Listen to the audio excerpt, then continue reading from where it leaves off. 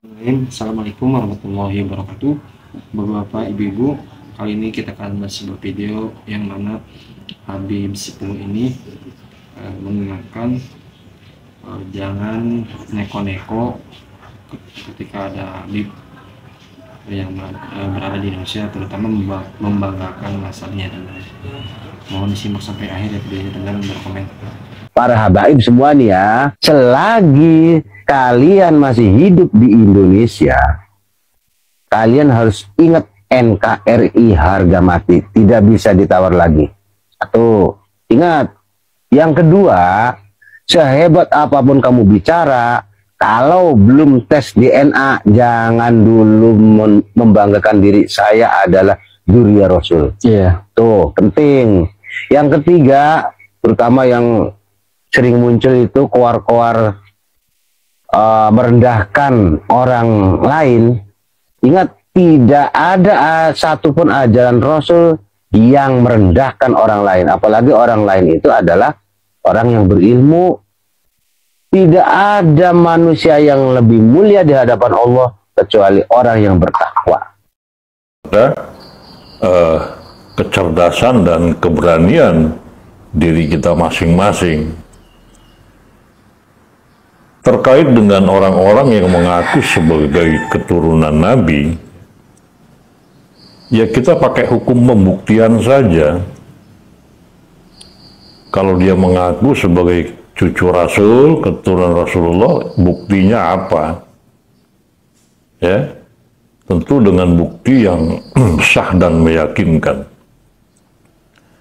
Para nabi juga, kalau kita bicara baca historisnya, ya, semua juga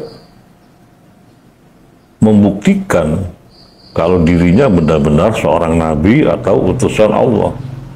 Semua dengan bukti. Kalau para nabi buktinya disebut mukjizat, kan gitu. Membuktikan bahwa benar nabi itu utusan Allah, kan gitu. Dengan mukjizat.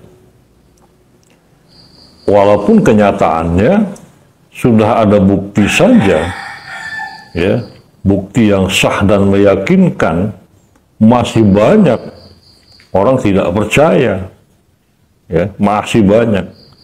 Kita ambil contoh Nabi Muhammad, kurang apa lagi buktinya, kan, ya. Tapi sampai hari ini masih banyak orang yang tidak percaya kalau Nabi Muhammad itu adalah utusan Allah. Nah, sekarang bagaimana dengan orang yang mengaku sebagai keturunan Nabi tapi tidak bisa membuktikan kebenaran dari pengakuannya itu?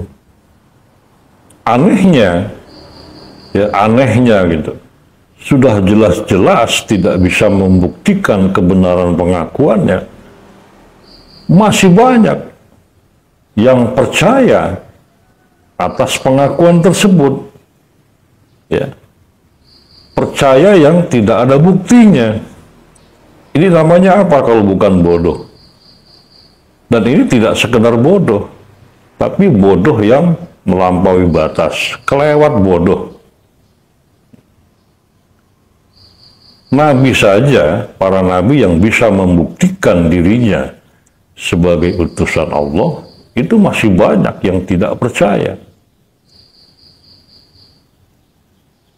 Tapi yang aneh lagi, sudah jelas-jelas tidak bisa membuktikan dirinya adalah keturunan Nabi, dipercaya. Ini yang bodoh siapa? Ya. Jadi siapapun yang mengaku Nabi tapi tidak bisa membuktikannya, maka dia berdusta. Begitu juga siapa saja yang mengaku dirinya adalah keturunan Rasulullah, maka dia berdusta. Hukumnya begitu. Ya. Tidak bisa pakai apa namanya sekedar percaya, sekedar yakin, ya, atau mendalilkan berdasarkan sikap-sikap pengakuan dari ulama-ulama tertentu. Tidak bisa. Buktikan dengan bukti yang sah dan meyakinkan.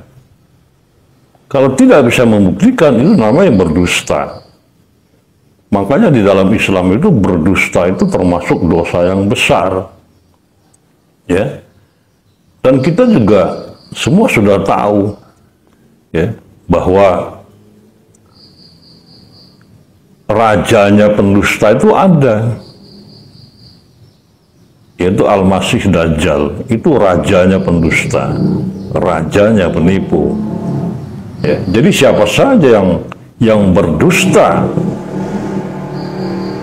atas nama Nabi, atas nama Rasulullah, atau berdusta dengan mengkaitkan Rasulullah, itu ya keturunannya Al-Masih Dajjal sebagai rajanya pendusta. Sederhana kan? Mengaku sebagai keturunan Nabi, buktikan. Tidak bisa membuktikan, berdusta. Nah, kalau sudah jelas itu dusta, kenapa ya masih dibela-bela, masih diikuti, masih dipercaya? Bah, kan bodoh kita. Kita boleh bodoh, tapi jangan kelewatan. Ya, jangan kelewatan. Karena sudah jelas, mempercayai yang tidak bisa dibuktikan, itu bodoh kelewatan. Sederhana saja kok penyelesaiannya. Silakan siapa saja mengaku sebagai Nabi, mengaku sebagai Rasulullah, bahkan ada yang mengaku sebagai Tuhan. Silakan, tapi dia harus bisa membuktikan bukti yang relevan, bukti yang sah, bukti yang meyakinkan. Siapa saja boleh mengaku sebagai keturunan Nabi, silakan.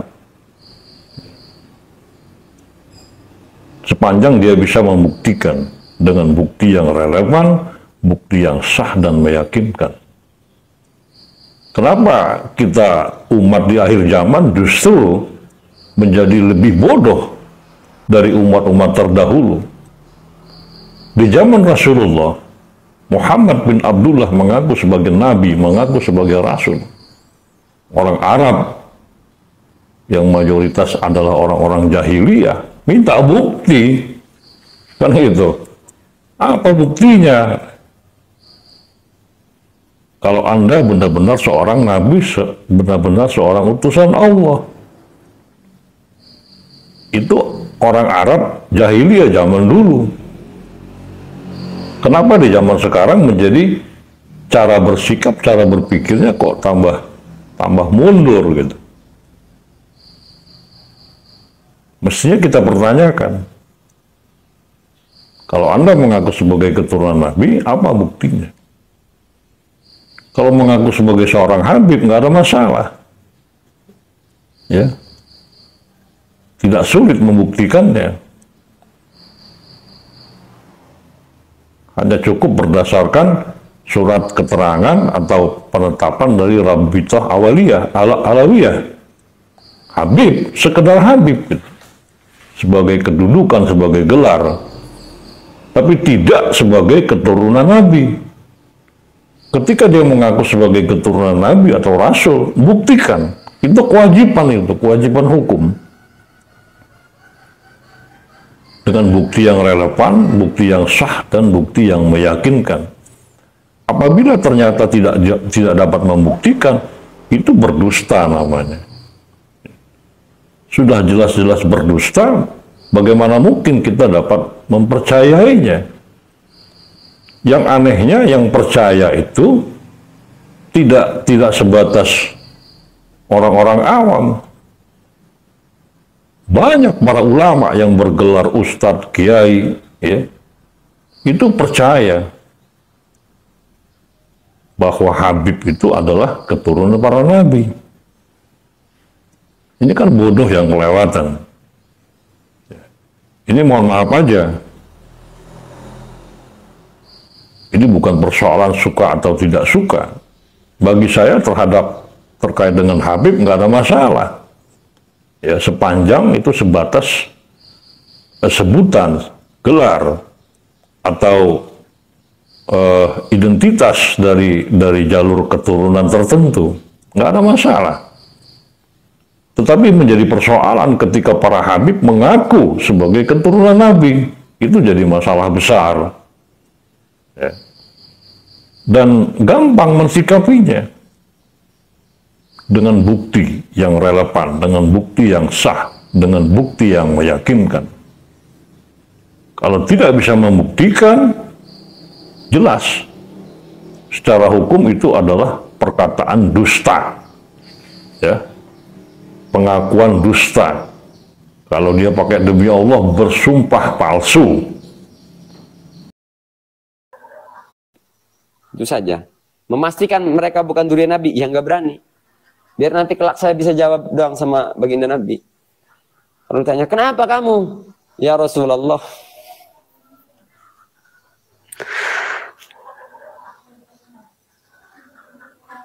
Kemunculan hajimat itu bagian ketentuan Allah ya Rasul.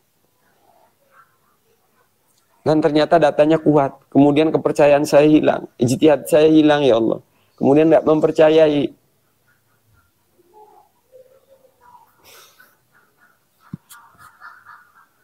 Ini lebih dari soal ilmiah. Kawan-kawan yang mau ikhtiyat meyakini para habaib dzurriyyah Nabi, tafadhol, silahkan. Itu lebih aman sebenarnya. Lebih aman para kawan-kawan saya ajak untuk meyakini. Gimana ya ngomongin? Kalau mau meyakini habaib dzurriyyah Nabi, tafadhol. Silahkan, karena saya hanya menyampaikan keyakinan saya bahwa saya berhenti. Agar sayanya lucu, ya terserahlah. Kalau dari sisi habaib ya jelas melihat video saya lucu. Jelas lucu. Ya sama lucunya dengan sebagian orang yang menafikan, yang main menafikan, memutuskan. Dan atas video saya ini, barangkali ada habaib yang mau mempertanyakan, tafadhol. Tafadhol, silahkan. Kayak kemarin itu ya ada salah seorang habib mau nemuin saya, tapi lalu kemudian itu selesai di telepon karena hanya miskomunikasi. Dan terkait ini pun saya bertanggung jawab atas apa yang saya sampaikan. Iya. Jangan selalu menyalahkan ikhwan Rasulullah. Kalau dari sisi habaib kan meyakini mereka adalah dzurriyyah Nabi. Kalau kalian sibuk membanggakan dzurriyyah kalian, nasab kalian, maka kami pun layak bangga dengan ikhwan. Kami ini ikhwan. Kalau kalian selama kalian sibuk membanggakan, mohon maaf para habaib. Kami bukan orang seperti itu juga gitu. Kami artinya ketika ada respon dari orang-orang seperti saya, ya tolong introspeksi diri juga gitu. Kenapa ada orang seperti Mahesa yang ngebela mati-matian sekarang berhenti? Ya karena mungkin lelah melihat keegoisan. Ini saya nggak ngebut oknum ini. Karena banyak ini di lapangan. Selalu sibuk membanggakan nasab. Dengan narasi ya, dan setel yang terkesan merendahkan gitu. Kemarin saya dihubungi salah seorang kiai, masih wilayah Jawa, yang ternyata dibully oleh para habaib. Karena kiai tersebut menikahi seorang syarifah. Jadi habaib pengen dihormati, tapi tidak mau menghormati. Ada kiai nikahin syarifah dibully. Nah, saya nggak kenal sebelumnya sama kiai di Jawa ini. Tapi akhirnya kami merasa terhinakan gitu, sebagai umat Rasulullah. Sementara itu kan persoalan mazhab, khilafiyah antar mazhab, dan itu pun disampaikan oleh Habibana Rizik Syihab. Kalau ada yang menikahkan putrinya dengan akhwat, ya hormati. Jadi kearoganan ini terlihat sangat jelas sekali. Saya nangis mendengar kabar salah seorang kiai dibully hanya karena menikahi seorang syarifah. Ya anggaplah ini menurut keyakinan mereka dzurriyyah. Ya kan ini persoalan mazhab, khilafiyah mazhab. Kenapa sampai seperti itu gitu? Toh mereka soal akidah enggak berperang kok dengan Syiah, enggak gontok-gontokan kok dengan Syiah.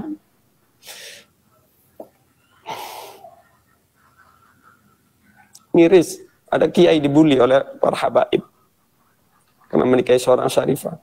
Kenapa para habaib enggak gontok-gontokan dengan Syiah? Enggak masif perjuangannya melawan Syiah? Oke teman-teman, bapak-bapak, ibu-ibu, itu dia tadi tanggapan dari Habib Sepuh yang mana mengingatkan kepada para habib jangan membanggakan nasab ya teman-teman. Dan tadi ada yang berbicara juga si Mahesa yang mana dia tadinya kan Muhyiddin berat ya teman-teman, dan sekarang taubat.